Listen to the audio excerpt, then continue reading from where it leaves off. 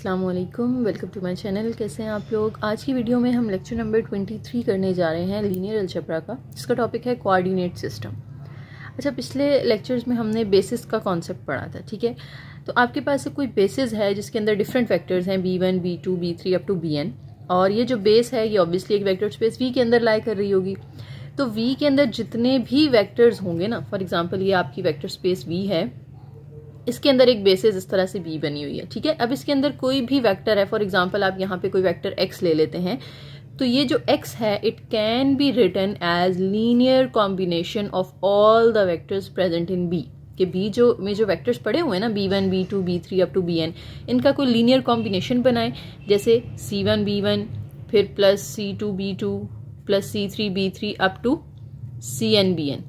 तो कोई भी वेक्टर आप इस वेक्टर स्पेस में से उठा लें, वेक्टर x, उसको आप as a linear combination of b1 b2 up to bn लिख सकते हैं, ठीक है। बाहर जो c1 c2 c3 c4 ये क्या होंगे, ये स्केलर नंबर्स होंगे जो कि आप फाइंड कर सकते हैं इजीली। हमने पीछे फाइंड करना सीखा भी हुआ है, बाकी इस लेक्चर में मजीद हम सीखेंगे दोबारा से कि इनको आप किस तरीके से फाइंड कर सकते हैं, ठीक है। प्रॉपर एक फॉर्मूला इसके लिए हम पढ़ेंगे। और एक और बात आपने यहाँ पे याद रखनी है कि जो c1 c2 c3 आप इस वेक्टर x के लिए निकालेंगे ना, वो यूनिक होंगे, यानी ये c1 c2 c3 की जो वैल्यूज हैं वो इसके लिए जब आप एक फाइंड कर लेंगे तो वही वैल्यूज रहेंगी, वो चेंज नहीं हो सकती। यानी c1 की जो वैल्यू आपने एक दफ़ा फाइंड कर ली है वो इस x के लिए हमेशा वही रहेगी, इस x के लिए कोई और c1 की डिफरेंट वैल्यू एग्जिस्ट नहीं करती होगी वहां पे। तो ये यूनिकनेस भी आपने इसकी याद रखनी है, एमसीक्यूज में पूछी जा सकती है, ठीक है। नीचे यूनिकनेस का एक थ्योरम इसी का प्रूफ दे दिया उन्होंने, तो यूनिकनेस हमने ऑलरेडी भी प्रूफ की हुई है, इसको आप देख लीजिएगा, बहुत आसान सा है, तो ये आपकी समझ में ईजिली आ जाएगा। नेक्स्ट अपनी चलते हैं डेफिनेशन पे, जो कि मेन टॉपिक है इस लेक्चर का। बी कोऑर्डिनेट ऑफ एक्स कैसे फाइंड करते हैं, डिफरेंट हम आगे एग्जांपल्स भी करनी है, लेकिन उससे पहले हम यही चीज़ जो अभी हमने ऊपर पढ़ा ना, लीनियर कॉम्बिनेशन, वो फार्मूला दोबारा देखेंगे कि हम x को कैसे लिख सकते हैं, c1 b1 plus c2 b2 plus c3 b3 up to cn bn। तो इसमें ये जो हमारे पास c1 c2 c3 up to cn है ना, इनका अगर इस तरह से एक वेक्टर बना दिया जाए कॉलम फॉर्म में, c1 c2 c3, इनका जब आप वेक्टर बनाएंगे ना, तो इसे हम कहते हैं x का coordinate vector relative to b, ठीक है। कि ये जो बेसिस b के अंदर से वेक्टर्स आपने लिए हैं उनके लीनियर कॉम्बिनेशन बनाए थे, इसको यूज करते हुए आपने c1 c2 c3 की वैल्यूज निकाली, तो इनका ये जो एक वेक्टर बनेगा इसको आप इस तरह से रिप्रेजेंट करते हैं, x स्क्वायर ब्रैकेट साथ में b, इसको b कोऑर्डिनेट ऑफ x पढ़ा जाता है, ठीक है। तो ये आप लोगों ने चीज याद रखनी है, b कोऑर्डिनेट ऑफ x भी कहते हैं इसको, या फिर इसको कहते हैं coordinates of x relative to b, ठीक है। ये देखिए इन्होंने एक जनरल फॉर्मूला भी यहाँ पे दे दिया है कि coordinates of x relative to b is equal to c1 c2 c3 up to cn। जितने c होंगे वो सारे इस तरह से आपने कॉलम फॉर्म में लिख देने हैं, तो ये जो एक वेक्टर बनेगा इसे हम b कोऑर्डिनेट ऑफ x कहेंगे, ठीक हो गया। एग्जाम्पल है हमारे पास, कहते हैं कंसिडर अ बेसिस जिसके अंदर दो वेक्टर्स हैं b1 b2 और दोनों की आपको उन्होंने वैल्यूज दे दी हैं। कहते हैं सपोज एन x, एक x है जो कि r स्क्वायर के अंदर लाई करता है, तो आपको पता है ना, आप x को अब linear combination of b1 b2 के तौर पे लिख सकते हैं। आप लिख सकते हैं x is equal to c1 b1 plus c2 b2, क्योंकि दो ही वेक्टर्स है इसके अंदर तो सिर्फ दो यहाँ पे बनेंगे। ये आपने क्या करना है, ये x फाइंड करना है, और उन्होंने एक हमें कोऑर्डिनेट वेक्टर भी साथ में दे दिया है, ठीक हो गया। तो कोऑर्डिनेट वेक्टर में आपको पता है, अभी हमने ऊपर भी पढ़ा था कि कोऑर्डिनेट वेक्टर में पहली वैल्यू c1 की होती है, दूसरी c2 की होती है, तीसरी c3 की, एंड सो ऑन। तो इसमें दो वैल्यूज हैं, यानी ये जो वैल्यू है ये c1 की है, ये c1 है, और जो 3 है ये हमारा c2 है। तो यहाँ पे वैल्यूज पुट कर देते हैं, c1 की जगह पे -2 पुट कर दें आप, साथ में b1 की वैल्यू, b1 हमें दिया हुआ है 10, प्लस c2 की जगह पे इसकी वैल्यू 3 दी हुई है, और b2 हमें गिवन है 12, और इधर x जो है ये तो हमने फाइंड करना है। अब -2 को अंदर मल्टीप्लाई कर दें, -2 1 से मल्टीप्लाई होगा, -2 0 से मल्टीप्लाई होगा, 3 को भी अंदर मल्टीप्लाई कर दें। अब ये दोनों वेक्टर्स आपस में ऐड हो रहे हैं, तो पहली वैल्यू आपस में ऐड हो जाएगी, दूसरी आपस में ऐड हो जाएगी, तो आपके पास ये x आ गया जो कि 1 और 6 आया, ठीक है। तो देखें कितना आसान सा है, बस वही लीनियर कॉम्बिनेशन वाला आपने फॉर्मूला यूज करना है, तो आपके पास वैल्यूज आ जाएंगी, ठीक है। एग्जाम्पल 2 में हमें एक बेसिस दी हुई है जिसके अंदर 3 वेक्टर्स हैं, v1 v2 v3, और v1 भी गिवन है, v2 भी गिवन है, v3 भी गिवन है। फर्स्ट पार्ट में हमें कहते हैं कि वेक्टर v दिया हुआ है आपको, आपने कोऑर्डिनेट वेक्टर फाइंड करना है। कोऑर्डिनेट वेक्टर कैसे लिखते थे, दोबारा से लिख लेते हैं हम। कोऑर्डिनेट वेक्टर ऑफ x लिखना है हमने विद रिस्पेक्ट टू s है, तो इसके नीचे छोटा सा s आ जाएगा। अब यहाँ पे जहां हम b लिखते थे ना, वहां पे s आ जाएगा। और ये इक्वल होता है किसके, c1 c2 c3 के। 3 आएंगे क्योंकि इसमें 3 वेक्टर्स है ना, v1 v2 v3, तो लीनियर कॉम्बिनेशन में 3 c's आएंगे। तो ये हमने c1 c2 c3 की वैल्यूज निकालनी है, यहाँ पुट कर देनी है, तो आपके पास ये कोऑर्डिनेट वेक्टर आ जाएगा। सबसे पहले इसका लीनियर कॉम्बिनेशन बना लेते हैं। तो हमारे पास x किसके इक्वल आएगा, हमारा v है, यहाँ पे x नहीं है, v किसके इक्वल आएगा, c1 v1 plus c2 v2 plus c3 v3। v1 v2 v3 3 vectors थे ना, तीनों के साथ c1 c2 c3 लगा के दरमियान में प्लस लगा दें, तो ये इक्वल टू होगा v के, क्योंकि यहाँ पे v दिया हुआ है। अब v की जगह पे इसकी वैल्यू पुट कर दें 519। अच्छा, इस तरह से भी आप लिख सकते हैं, और आप चाहें तो इस तरह से इसको वेक्टर फॉर्म में भी लिख सकते हैं ना, 5 - 1 और 9 इज इक्वल टू c1 तो आपने फाइंड करना है, v1 आपको दिया हुआ ऊपर देखें 1 2 1, वो लिख लें, प्लस c2 भी हमने फाइंड करना है, और v2 गिवन है 290, ये लिख लिया हमने। c3 हमें नहीं पता, और v3 हमें पता है जी 334।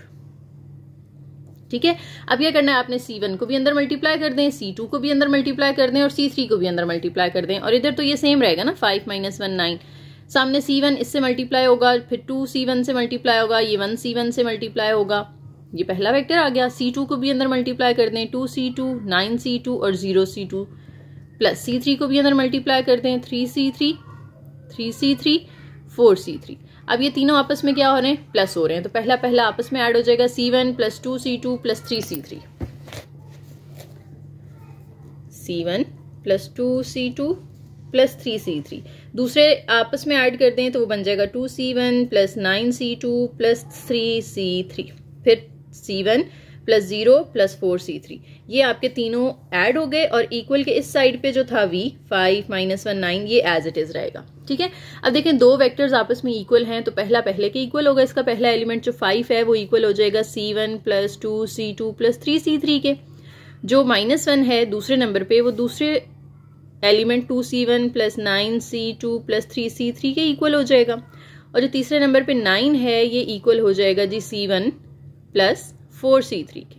ठीक हो गया, इनको नाम दे दें क्वेश्चन 1 2 एंड 3। अब इनको आपने साइमल्टेनियसली सॉल्व करना है, और सॉल्व करने के बाद आपने यहाँ से c1 c2 c3 की वैल्यूज निकाल लेनी है। ठीक है, सबसे पहले देखें, इसमें भी c1 है, इसमें भी c1 है। अगर आप इन दोनों को माइनस करें तो c1 कैंसिल हो जाएगा, तो हम 3 में से 1 इक्वेशन को माइनस कर दें, क्वेश्चन 3 में से क्वेश्चन 1 माइनस कर दें, तो 3 वाली लिखते हैं, c1 प्लस 4 c3, उसके नीचे 1 वाली लिखते हैं, 5 is equal to c1 plus 3 c3 है, और c2 नहीं है तो वो मैंने यहाँ पे साइड पे लिख दिया। अभी जब आप माइनस करेंगे नीचे वाले साइन चेंज होंगे, 9 - 5 यहाँ पे तो 4 आ जाएगा, ये दोनों हो जाएंगे कैंसिल। 4 - 3 करेंगे तो ये 1 c3 - 2 c2। इसको नाम दे दें क्वेश्चन नंबर 4 का।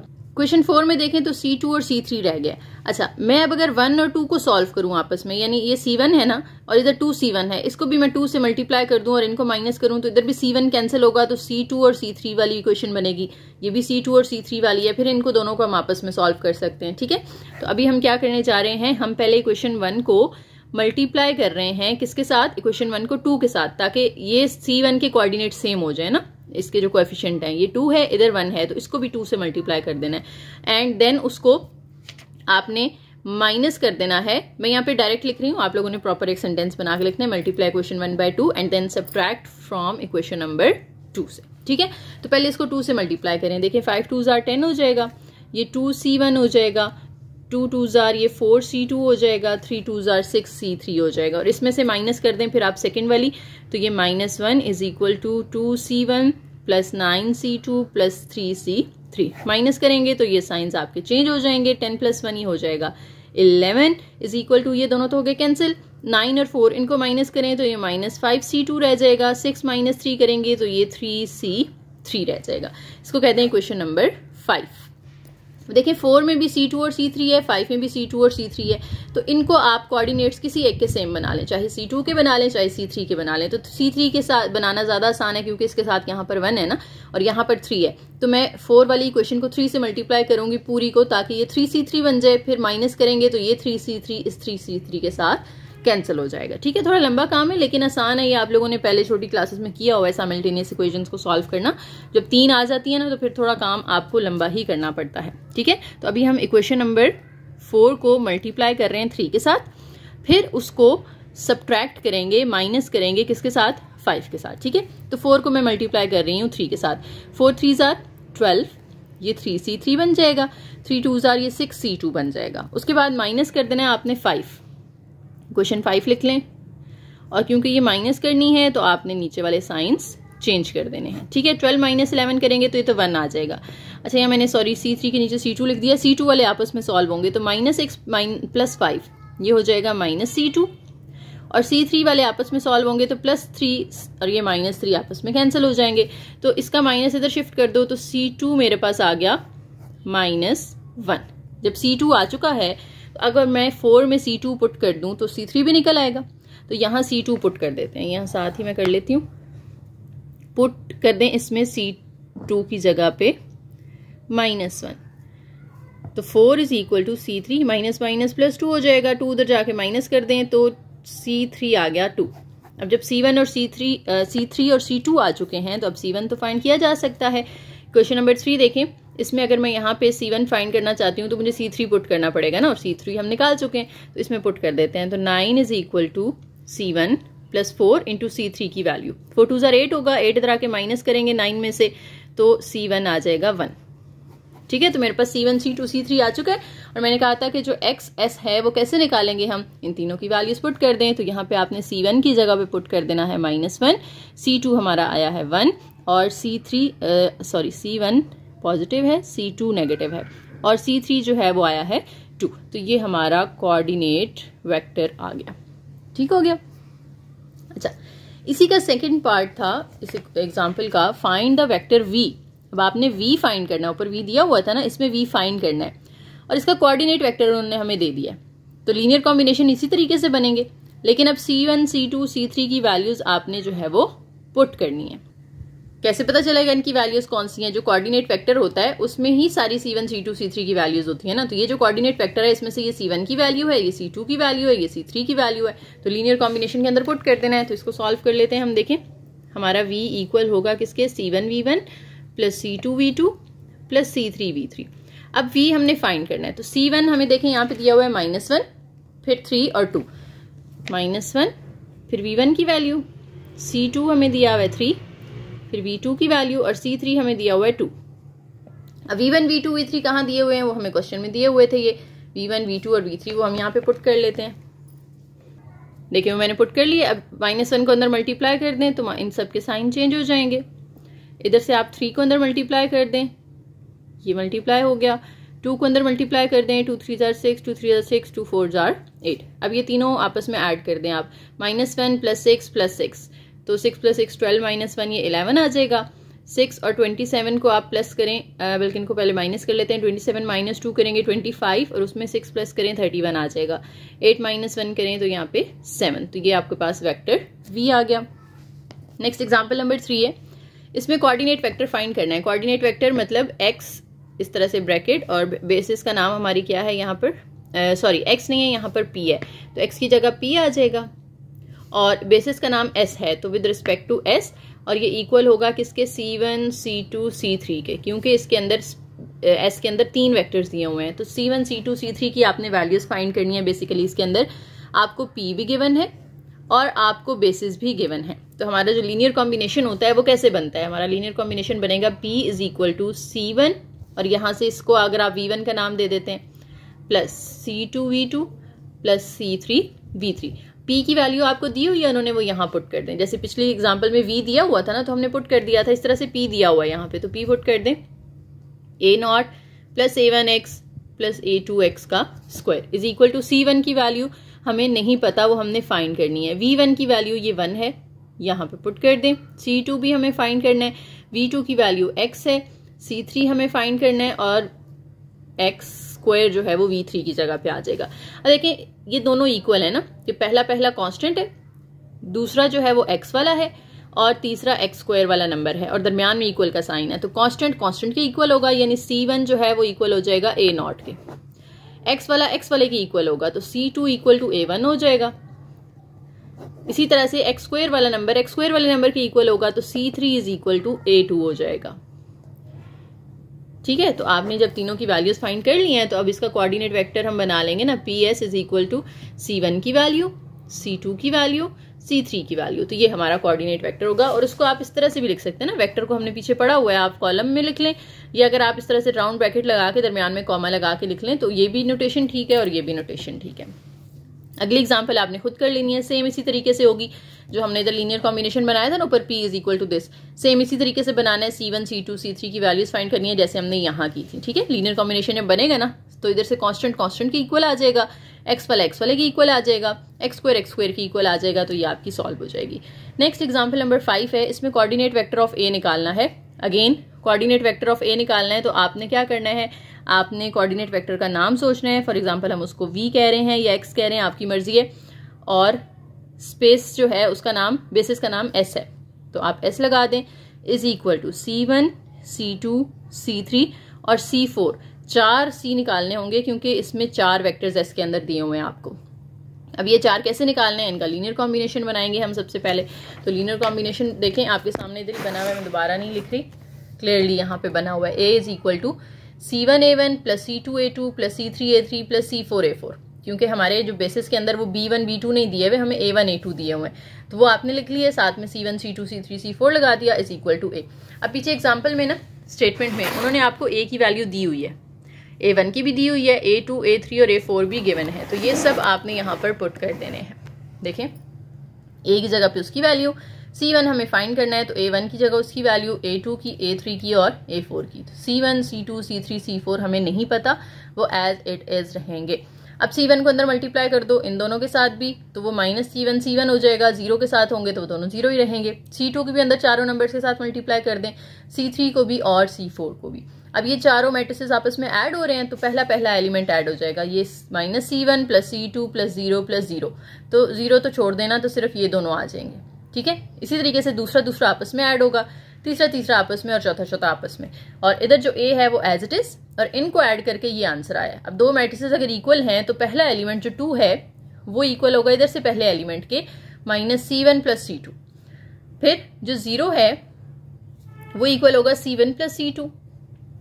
इसी तरीके से C3 इक्वल हो जाएगा -1 के, और जो चौथे नंबर पे C4 है ये इक्वल हो जाएगा 3 के। तो C3 और C4 की तो डायरेक्ट ही वैल्यूज आ गई ना, C1 C2 की आपको निकालनी पड़ेगी। देखें इन दोनों को अगर मैं ऐड करूं तो C1 से कैंसिल हो जाएगा ना, तो मैं दूसरी इक्वेशन इसके नीचे लिख के दोनों को ऐड कर रही हूँ, ये दोनों कैंसिल, 2 इज इक्वल टू ये 2C2 बनेगा, 2 कैंसिल कर दें तो C2 की भी वैल्यू आ गई हमारे पास।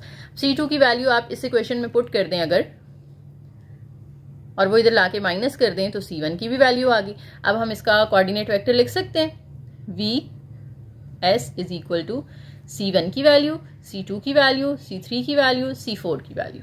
ये हमारा कोऑर्डिनेट वेक्टर आ चुका है। आप चाहें तो इसको आप यूं भी लिख सकते हैं ना, राउंड ब्रैकेट लगाएं, पहली वैल्यू, दूसरी, तीसरी और चौथी, ये दोनों नोटेशंस करेक्ट हैं।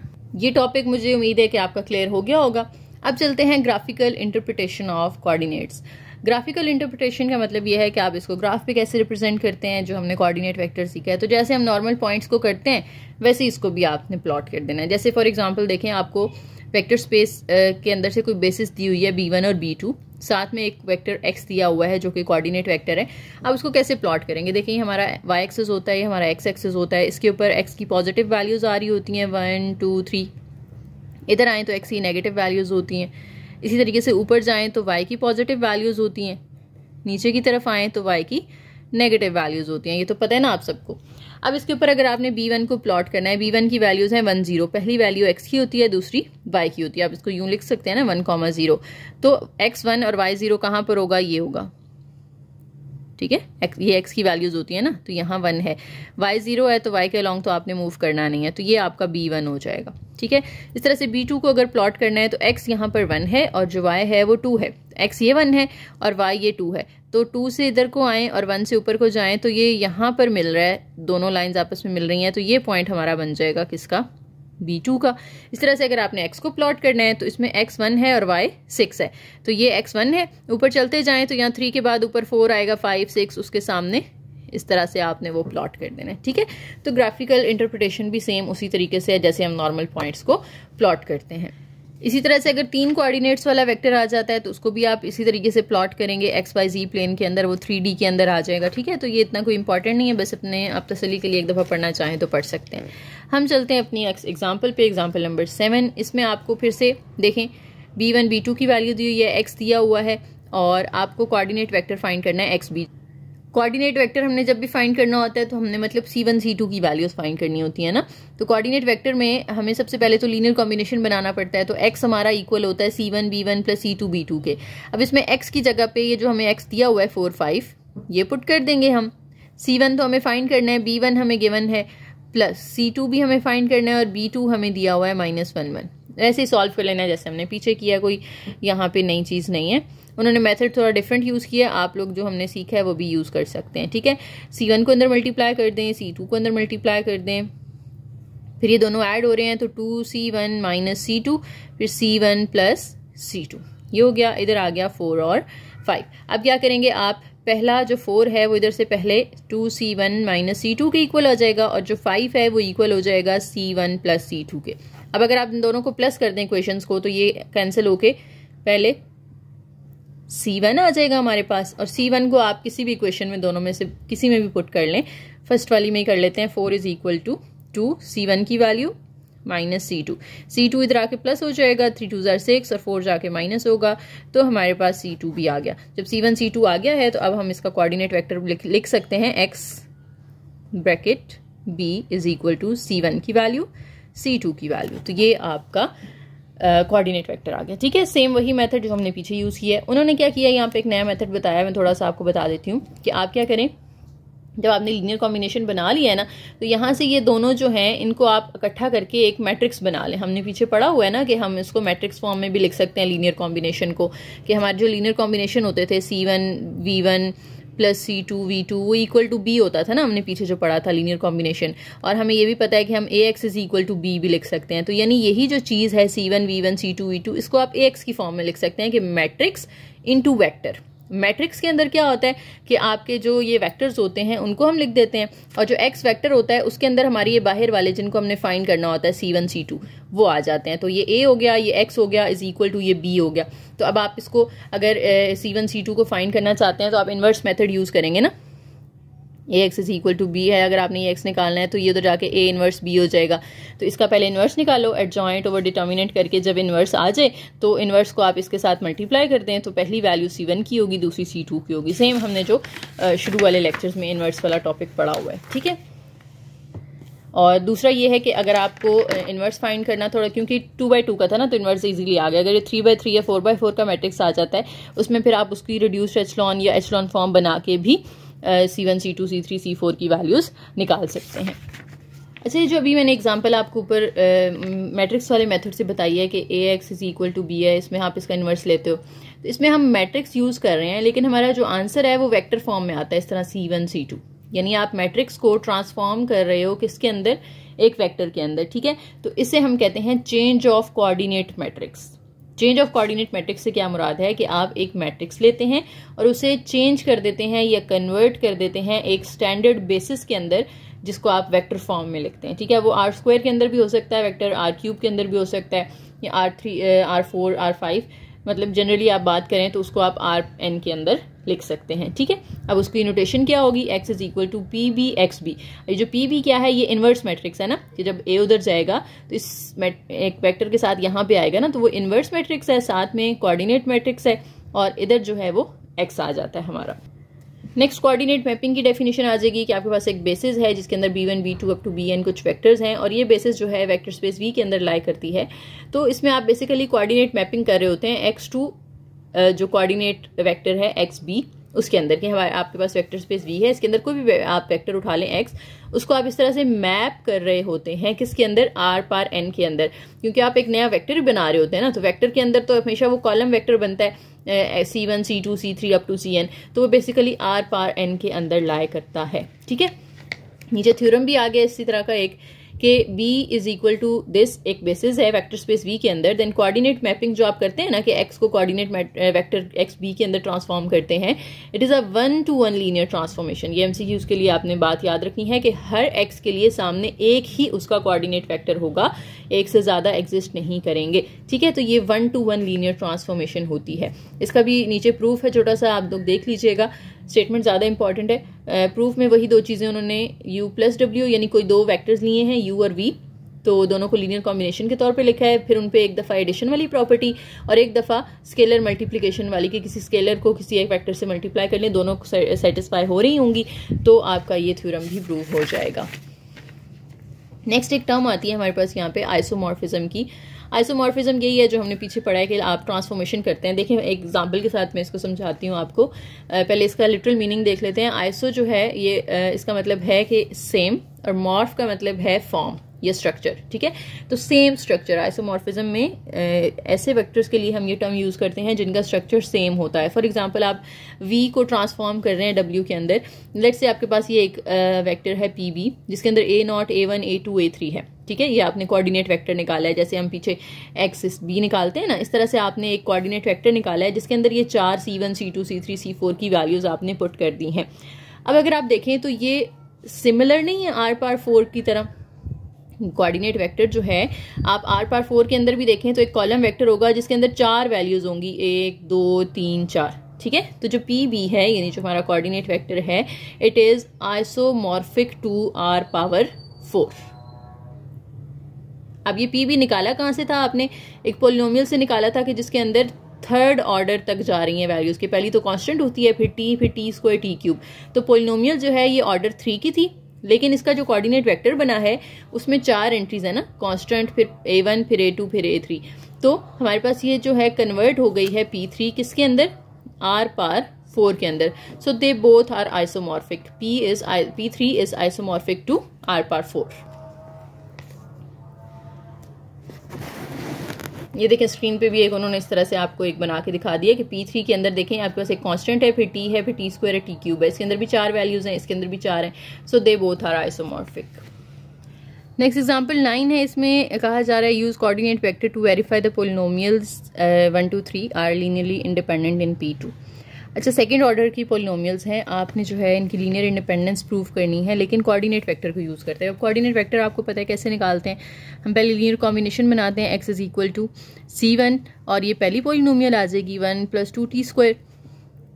c2 के साथ दूसरी पोलिनोमियल आ जाएगी 4 + t + 5t स्क्वायर, और c3 के साथ तीसरी पोलिनोमियल आ जाएगी हमारी यहाँ पर 3 + 2t। और इधर x की जगह एक जनरल पोलिनोमियल आती है जो पीछे हमने पढ़ा था ना, a0 + a1x + a2x स्क्वायर। तो यहाँ पे a1t + a2t स्क्वायर आ जाएगा, ठीक है, क्योंकि t स्क्वायर तक ये हमारा एक्सप्रेशन जा रहा है, उससे ऊपर नहीं है, तो इसमें ये 3 टर्म्स आ जाएंगी। और यहाँ पर भी देखें तो हमारे पास t स्क्वायर तक ही जा रहे हैं। अब आप ब्रैकेट्स को अंदर ओपन कर दें, c1 को अंदर मल्टीप्लाई कर दें, c2 को इधर अंदर मल्टीप्लाई कर दें, c3 को अंदर मल्टीप्लाई कर दें, फिर t वाले आपस में ऐड कर लें नंबर सारे, t स्क्वायर वाले आपस में और t क्यूब वाले आपस में। ये एक रफ सा मैंने आपको बना के यहाँ पे दिखा दिए। c1 को अंदर मल्टीप्लाई किया, c2 को अंदर और c3 को अंदर। अब मैंने कांस्टेंट जो थे ना सारे t के बगैर वाले वो इकट्ठे कर लिए हैं, t स्क्वायर वाले इकट्ठे कर लिए हैं और t वाले इकट्ठे कर लिए हैं। अब यहाँ से जो कांस्टेंट हैं सारे यानी c1 + 3 c3 + 4 c2, ये इक्वल हो जाएंगे किसके? इधर से जो कांस्टेंट है हमारा a0 उसके इक्वल हो जाएंगे, ठीक है। इस तरह से जो t स्क्वायर वाले हैं c2 + 5 c2 c1 + 5 c2, sorry यहाँ पे c1 आ रहा है, ये इक्वल हो जाएंगे t स्क्वायर के जो कि यहाँ पे a2 आ रहा है, ठीक है। इसी तरीके से तीसरी इक्वेशन बनेगी। फिर ये 3 इक्वेशंस को आप साइमल्टेनियसली सॉल्व कर लेंगे, c1 c2 c3 की वैल्यूज निकाल लेंगे तो आपके पास आंसर्स आ जाएंगे।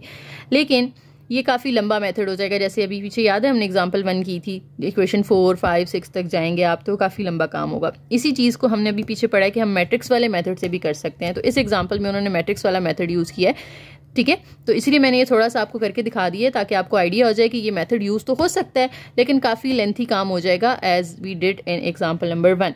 लेकिन मैट्रिक्स वाला जो है ये आपको ज़रा शॉर्टर मेथड होगा, ये जल्दी आंसर दे देगा, ठीक है। मैट्रिक्स कैसे बनाना है देखें, आपने इन तीनों पोलिनोमियल से ना वेक्टर्स बना लेने हैं। पहली पोलिनोमियल में देखें कांस्टेंट 1 है, टी नहीं है तो टी 0 होगा और टी स्क्वायर के साथ 2 है तो 1 0 2 का हमारा ये पहला वेक्टर बन जाएगा। इसमें देखें तो 4 1 और 5 ये दूसरा वेक्टर बन जाएगा। फिर इसमें 3 टी और टी स्क्वायर नहीं है तो उसकी जगह पे 0 आ जाएगा तो 3 2 और 0 ये तीसरा वेक्टर बन जाएगा। इनको आप इस तरह से वेक्टर को एक मैट्रिक्स बना लें। पहला वेक्टर 1 0 2 4 1 5 दूसरे कॉलम में, 3 2 0 तीसरे कॉलम में, और इसका ऑगमेंटेड मैट्रिक्स बना लें क्योंकि x = 0 की फॉर्म बनानी है ना, सामने कोई दूसरा वेक्टर तो हमें दिया नहीं है तो हम 0 ही रखेंगे यहाँ पे। तो ये 0 0 0 ये ऑगमेंटेड मैट्रिक्स आ गया। इसको अब आप कन्वर्ट कर लें किसके अंदर, एचलॉन या रिड्यूस्ड एचलॉन के अंदर। ठीक है, अगर आप सिर्फ एचलॉन में भी कर लेंगे तो आपका काम चल जाएगा। तो रिड्यूस्ड एचलॉन में करने के बाद देखें इसको 1 बनाया हमने, इसके नीचे वाले दोनों 0, इसको 1 बनाया, इसके नीचे वाले को भी 0, तो ये एचलॉन फॉर्म बन चुकी है हमारी। एचलॉन के बाद अब ये लास्ट वाली रो जो है ये तो पूरी हो गई है हमारी 0, तो हमारे पास वैल्यू आएगी सिर्फ C1 की और C2 की। C1 + 4C2 + 3C3 = 0। यही वाली सेम इक्वेशन बनी है जो हमारी यहाँ पर बनी थी। ठीक है, इसी तरीके से C1 तो 0 हो गया तो C2 + 2C3 = 0, ये हमारी इक्वेशन बनेगी जो यहाँ से देखें हमारी T ही बन रही थी। और C3 पूरा ही यहाँ पर 0 हो चुका है तो C3 को हम फ्री वेरिएबल कह देंगे। ठीक है, तो C3 क्योंकि फ्री वेरिएबल है तो हम उसको C3 को as a linear combination of C1 and C2 लिख सकते हैं। ठीक है, तो यहाँ पर भी उन्होंने देखें जो थर्ड वेक्टर है ना उसको as a linear combination of first and second vector लिख दिया है।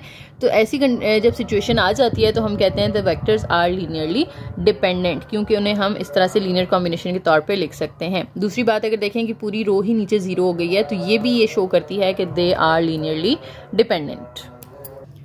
ओके, नेक्स्ट एग्जाम्पल नंबर 10 है हमारे पास। यहाँ पे 3 वेक्टर्स हैं, 2 वेक्टर स्पेसेस जो बेसिस में से दिए हैं V1 और V2, और एक जो वेक्टर है ये हमारा x है जो कि V के अंदर लाई कर रहा है।